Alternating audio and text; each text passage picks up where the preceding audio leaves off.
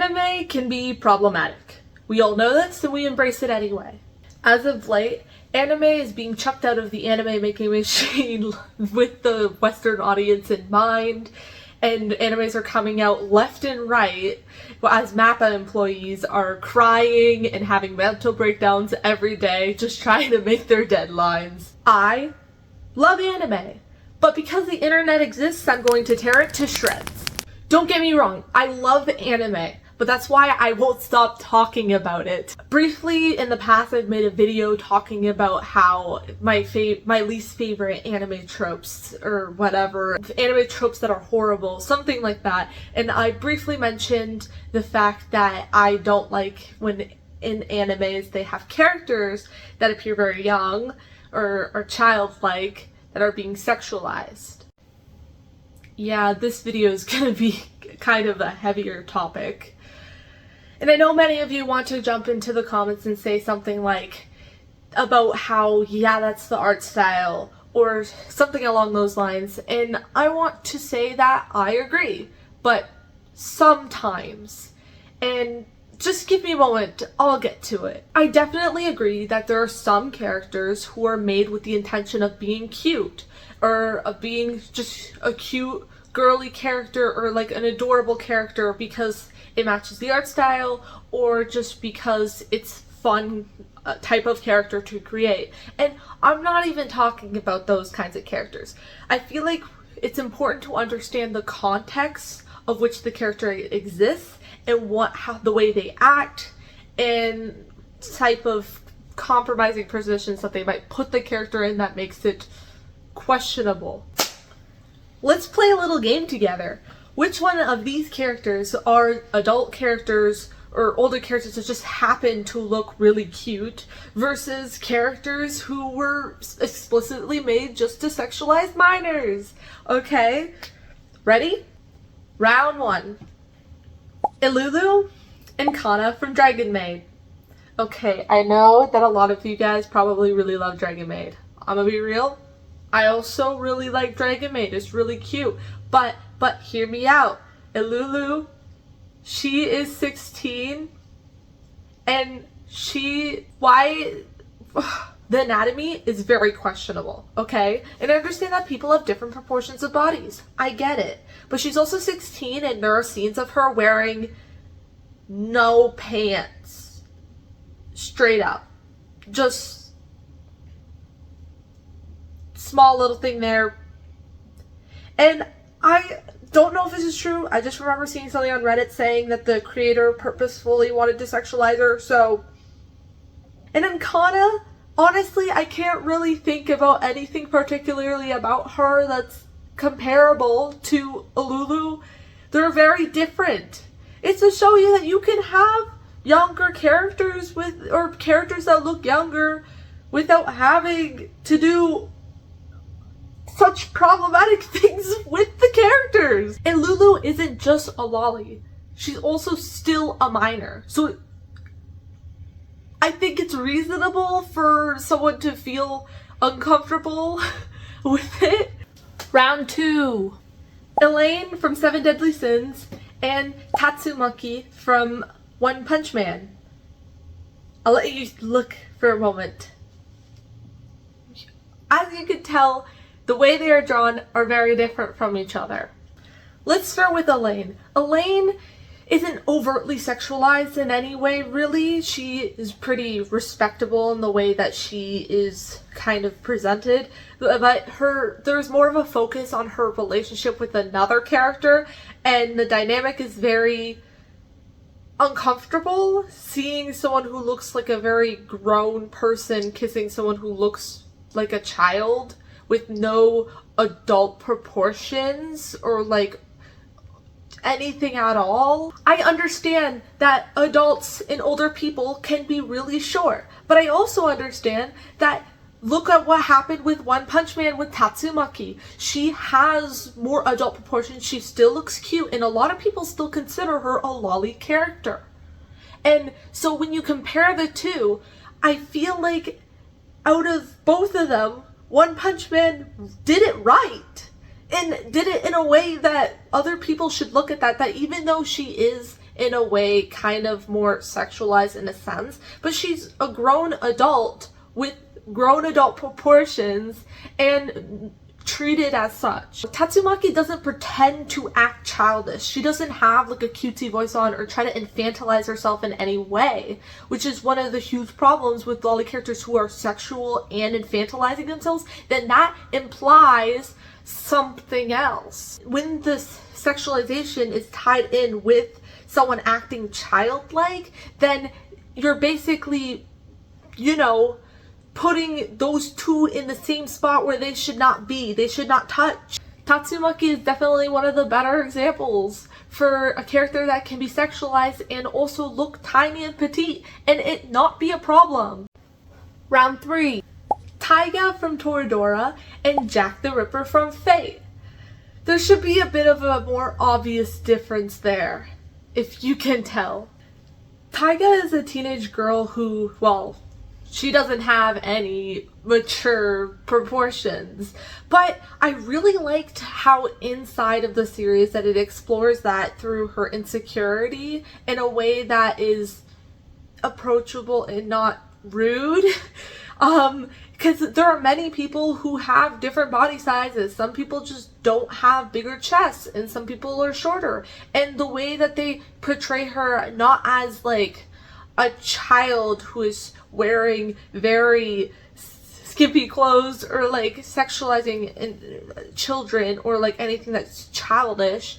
It's in a way where it's about an angry teenager who is just insecure, and that is very acceptable. I give it the okay sticker.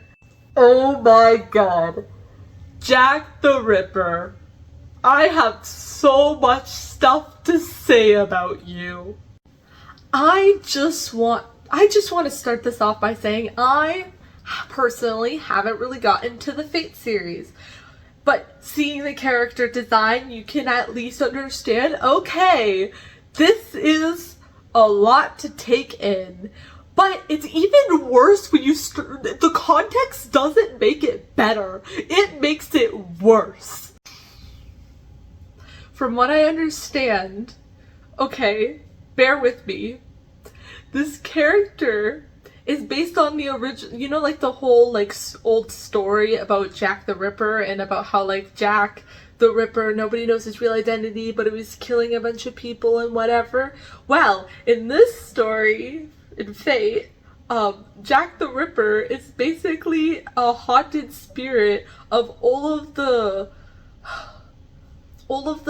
children, the unborn children of female sex workers.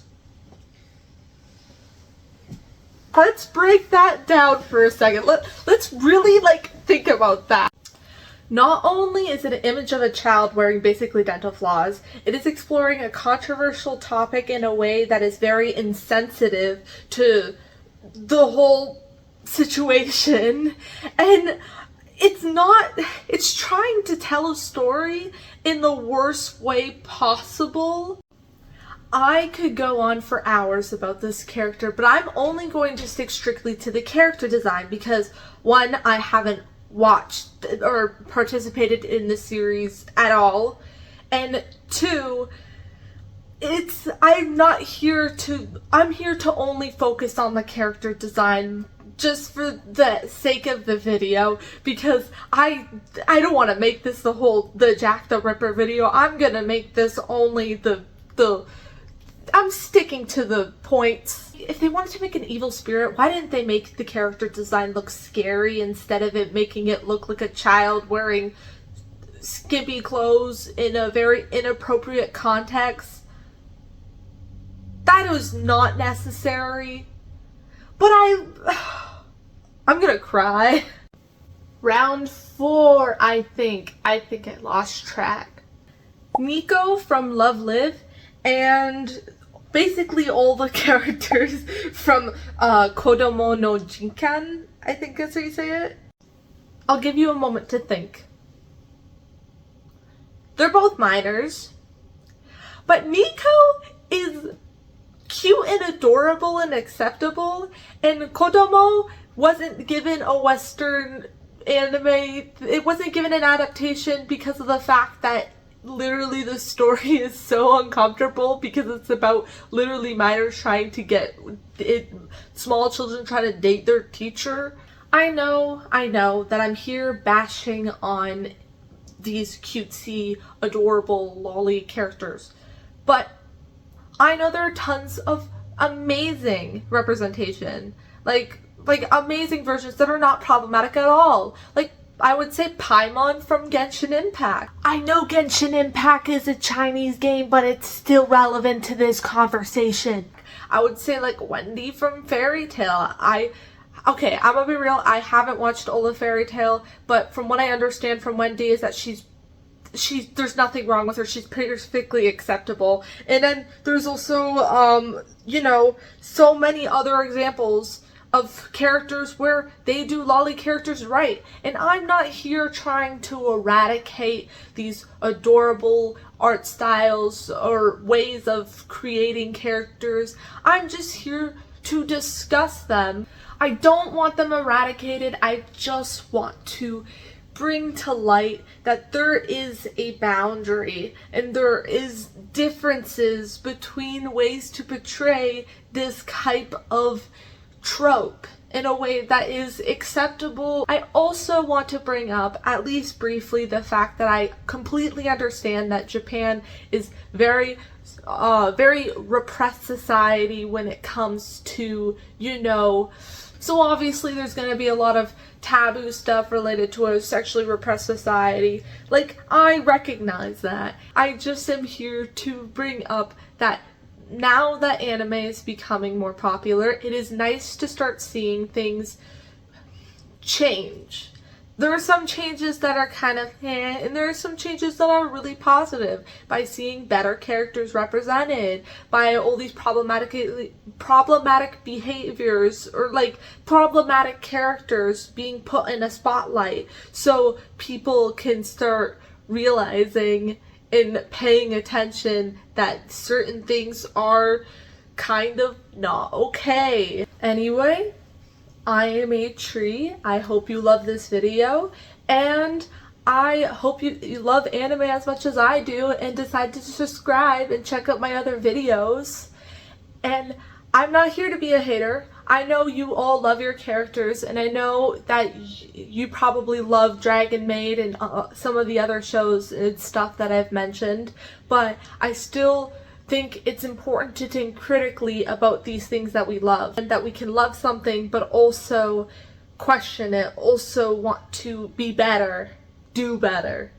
And I love this community, and I've been here for years. It's like I've been watching anime since I was a kid. I love anime, but it is also I appreciate lollies, but I want to appreciate them in a way that is not questionable. Subscribe. I suck at outros. Most of this is probably just gonna be me doing weird stuff because I don't know what to do with an outro. Ooh. Ooh.